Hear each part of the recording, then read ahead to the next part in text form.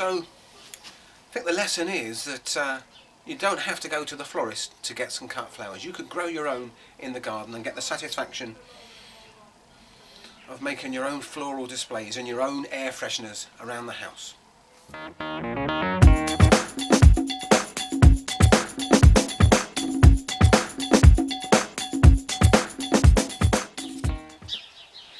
You've probably noticed already that I am a hopeless romantic.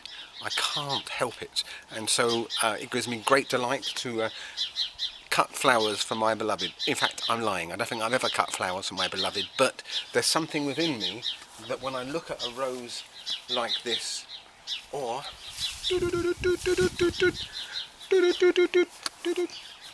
an Alstroemeria like that, which is so good for cutting, I want to get my scissors on it. So I'm going to point out a few plants that we've got in our garden that you can leave outside in the garden all year round and use them for cut flowers through the summer.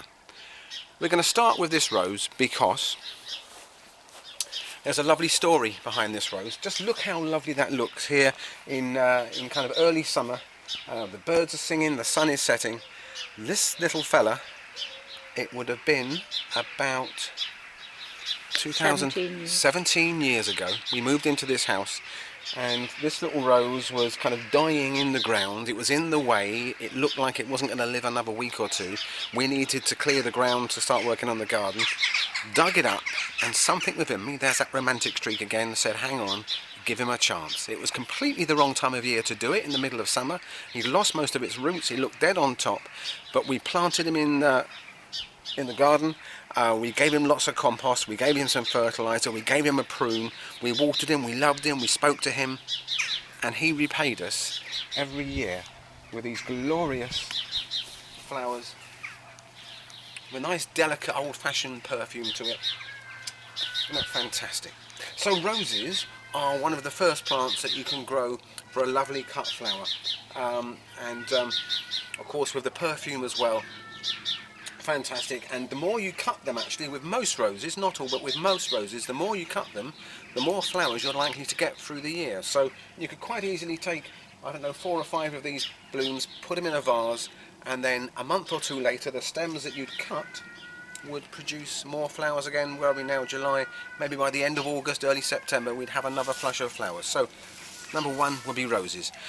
Now then, have a look at this fella here. In the last 10 years, Alstromerias have become increasingly popular and are regarded as one of the best flowers for cutting from the garden. There you are, love. There's one for you. So it can last quite well in a vase, and you can see there's still some buds to come. This is one called Alstroemeria Indian Summer, and just look how many flowers we have on there, and there's loads more coming from the centre. This has been in this border, I suppose, for about, what do you reckon, about 6-7 years? 6 years, Yeah. And for the first year or two they can be a little bit tender, so we pack a little bit of straw. All these stems die back in the autumn. We cut them right back down to about that much, leaving some stumps there, and we pack the straw around that. If you're good, maybe I'll do another video in the autumn and show you what we do as we approach winter. That just protects the crown of the plant, and then by about middle of March, through the straw you see all the new shoots coming, and then by kind of middle of June you've got all these flowers. And again, the more you cut them, the more they will flower. So roses, Alstromerias, this one's Indian Summer, but there's loads of other colours of Alstromerias that you could use as well. Okay, so we'll come back for that in a moment. Just going to point out as we pass, not so much for a cut flower, but don't often see this. Look at those flower buds on there. That's our variegated yucca. Lovely, lovely, lovely. Ooh, I'm getting excited. Look, look, look, look. Again, not really for cutting, but I just want to show it off. Our first ever flower bud on our evergreen magnolia. So when that comes into flower, probably sometime in August, I'll have to get another excuse for another video just to show off our first ever flowers on our evergreen magnolia. Of course, we love our lilies, and so you could cut lily stems. And look at the size of those bad boys. Huh? We tend to leave them in the garden, but if you follow me this way,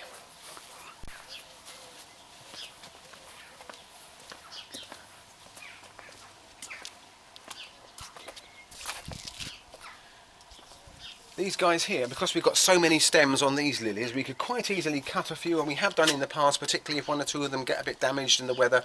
We'll cut them off, put them in the house. Oh my goodness me, the smell around the house is something else. It's gorgeous. If you've watched any of our previous videos, that's the lily that we planted up last year in the spring. We did a little video clip showing you how we planted the bulbs. Didn't flower last year because we did it quite late, but we got loads of these flower buds now, so they won't be long. I reckon by next week that's going to be in flower. So lilies make fantastic cut flowers. There's some more here and some more here. Sometimes, can you see the Buddleia there? Butterfly bush. Lovely perfume to it. You can cut those, and again, the more you cut them, the more they will produce flower buds. You can see all the little buds waiting to shoot there. So they may not last very long in the house, but it's a lovely, graceful, arching stem. If you've got a large vase, and you'll get that strong purple colour and a lovely perfume. Talking of perfume, just over here,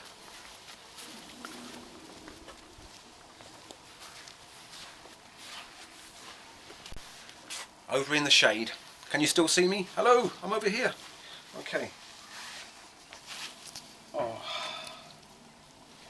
I love these guys.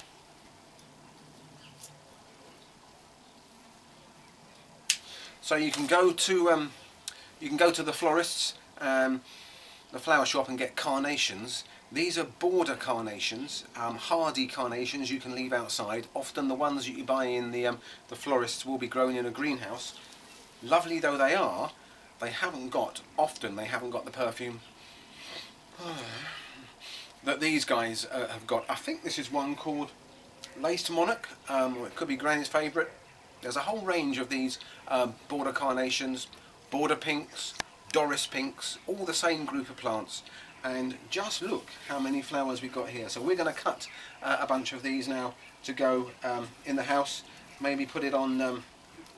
Oh, there we are. Maybe put it on my desk. And if you get a flower like that that's going over, you just trim him off, and you've got plenty more buds to come. And again, the more you cut them, the more flowers you'll get. So I think the lesson is that you don't have to go to the florist to get some cut flowers. You could grow your own in the garden and get the satisfaction of making your own floral displays and your own air fresheners around the house.